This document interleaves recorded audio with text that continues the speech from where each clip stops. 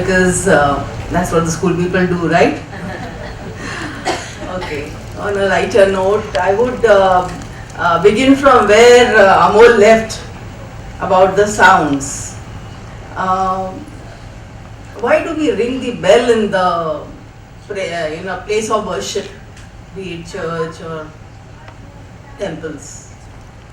We ring the bells, and every temple is sort of this way. So whatever we speak and we chant, and our wishes, our desires, whatever we say to the Lord, they all go up. You know, the sound never gets lost. We all know what it in the science. So when you ring the bell, all the shlokas and the good thoughts and the positive thoughts, they come down and they affect you. And you feel so positive. That's why you feel so positive in temples. That is the reason. So this is the power of sound. And when I talk about art, there is art everywhere in our country, in almost all the countries. Yes, art is, our life is art, right? In fact, in our country, even, when we serve poha, we put a nimbu and dhania, it's art, right? Everything that even the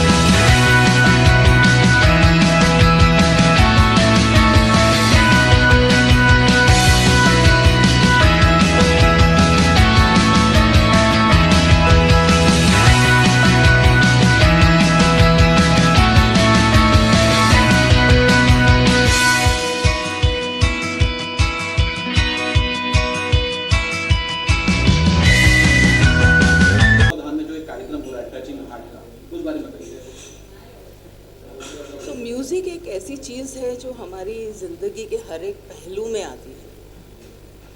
मतलब हम जब उठते हैं तो भी doorbell के साथ उठते हैं या अलार्म क्लॉक के साथ उठते हैं. सो म्यूज़िक अगर ज़िंदगी का इतना पहलू है, जैसे बच्चा पैदा होता है तो भी हम माँ जो है वो ग्लोरी सुनाती है, तो इसको अपने एजुकेशन सिस्टम में डालना बहुत ज़रूरी है.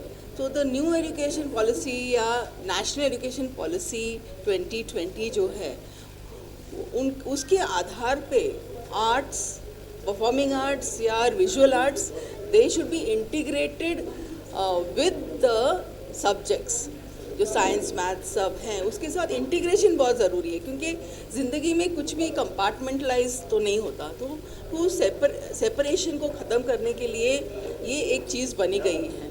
और हमें हिंदुस्तानी क्लासिकल म्यूज़िक भी आना चाहिए, क्योंकि the base of all the musics स्वर धारा उधर ही आती है.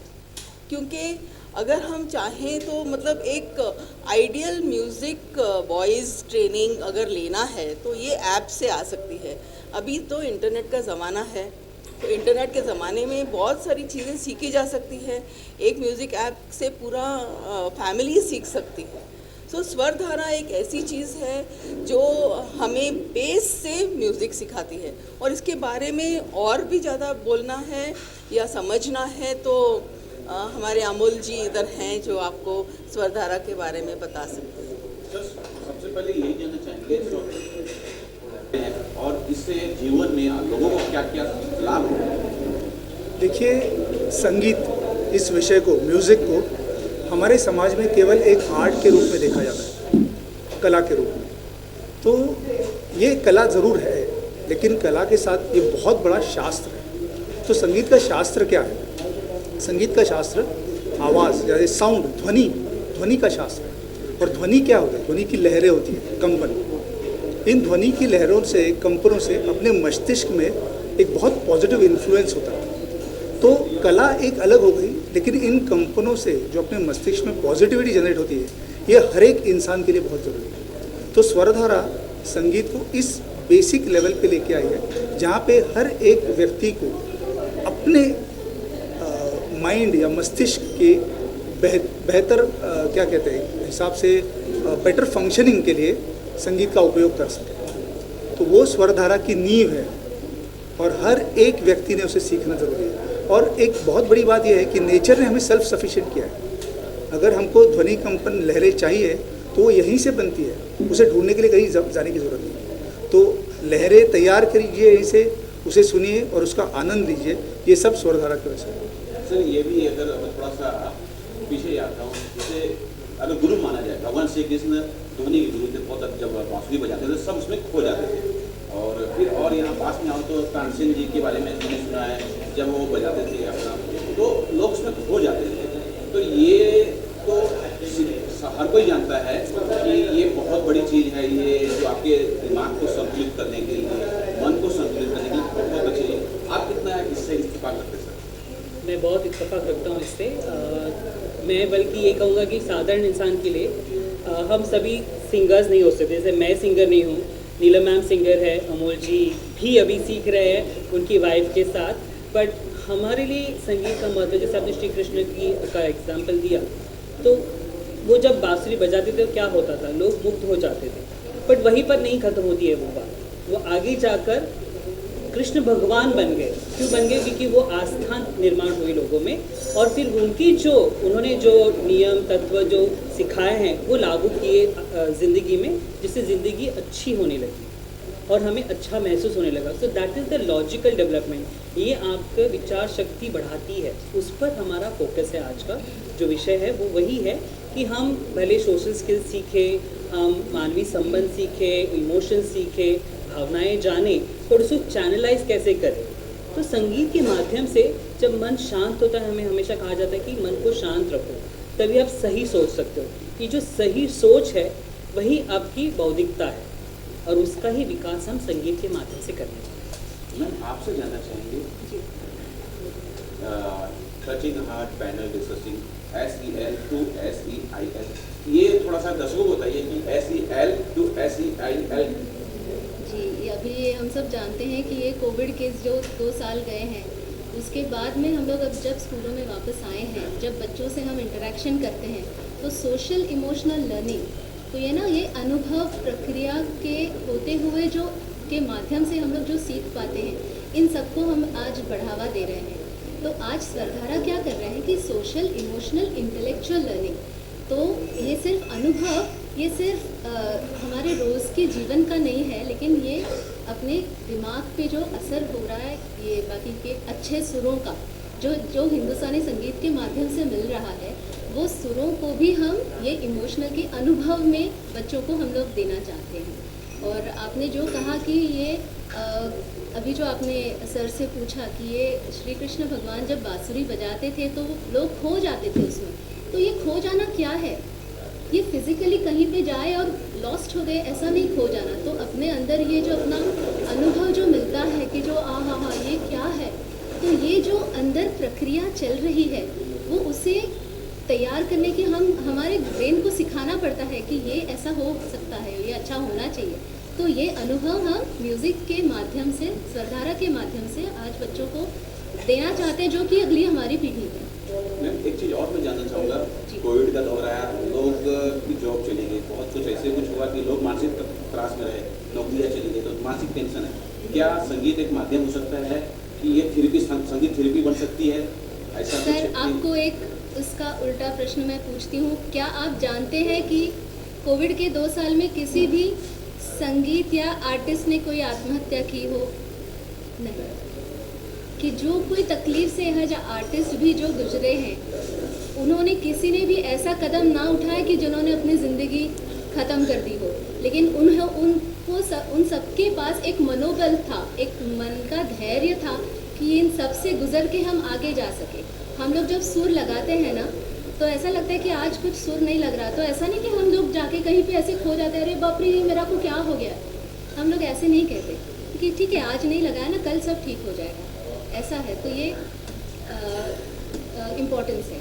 मैं आप चारों में से कोई भी इसका जवाब दे सकता है कि जी, जी। ये जानना चाहूँगा कि जैसे कि स्वधारा जो है म्यूजिक को बहुत प्रमोट कर रही है, मैं ये भी जानना चाहूँगा कि स्वधारा जो है म्यूजिक सिर्फ भी करेगी जो कोई मानसिक तरास मतलब दिमागी संतुलन अगर किसी ने खो दिया या फिर वो अंदर से थोड़ा सा विचार वो है क्या कहते हैं उसको कंफ्यूज है, तो ऐसे लोगों के लिए थेरेपी की करेगी। मैं बोलना चाहूँगा यहाँ पे जी जी पहली बात तो मानसिक असंतुलन होना ये आखिरी स्थिति है।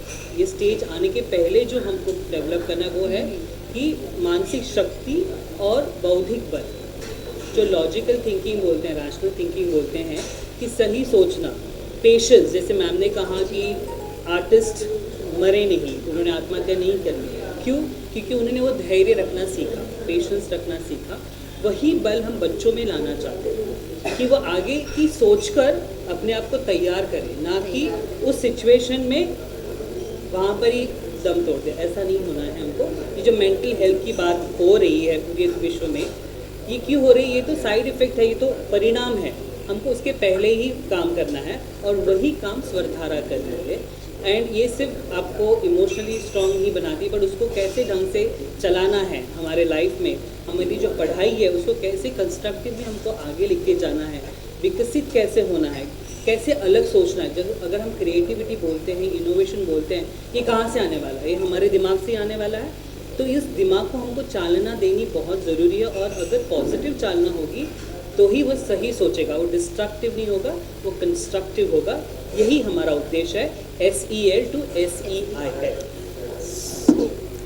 सो कंक्लूडिंग इनका अगर हम स्कूल के और से सोचते हैं कि we need both cognitive development, that is बुद्धि विकास, एंड ऑल्सो इमोशनल डेवलपमेंट। अगर हम दोनों चीज़ें बहुत इम्पॉर्टेंट है, अगर दोनों का बैलेंस अगर करते हैं तो it is like it's like सिर्फ एकेडमिक्स अगर होता है, एकेडमिक्स से बुद्धि ब्रेन डेवलपमेंट होता है, और जो आर्ट्स होते हैं उससे हार्ट डेवलपमेंट होता है। सो दोनों का जो बैलेंस है और दोनों का मिलन है वो बहुत ज़रूरी है।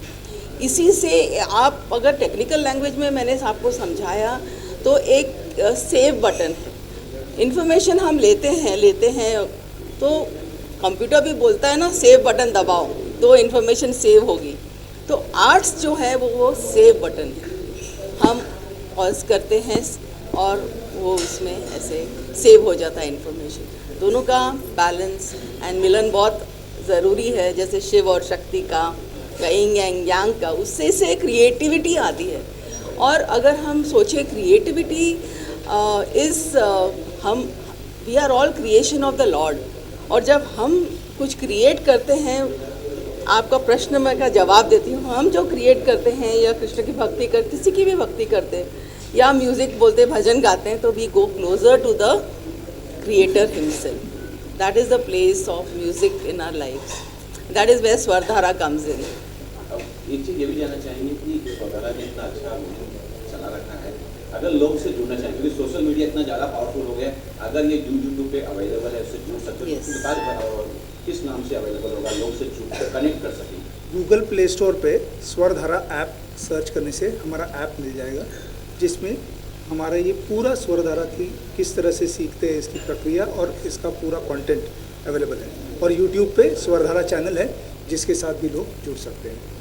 जी मैम, आपसे जानना चाहेंगे आज जो हो रहा है यहाँ जो होने वाला है उस बारे में बताइए कि क्या कुछ डिस्कशन होगा, थोड़ा सा बताइए। आज हमारे साथ मलिक मैम है जो हमारी आज की गेस्ट स्पीकर हैं। आज हमारे साथ गिरीश दलवी सर हैं जो बहुत जाने माने आर्टिस्ट हैं। ये सब एजुकेशनिस्ट हैं और इन सब ने आज ठाना है कि आज लोगों को संगीत का शास्त्रीय महत्व लोगों को देंगे। तो आज जो पैनल डिस्कशन जो होगा आज वो इसी सब्जेक्ट को पकड़ के होगा।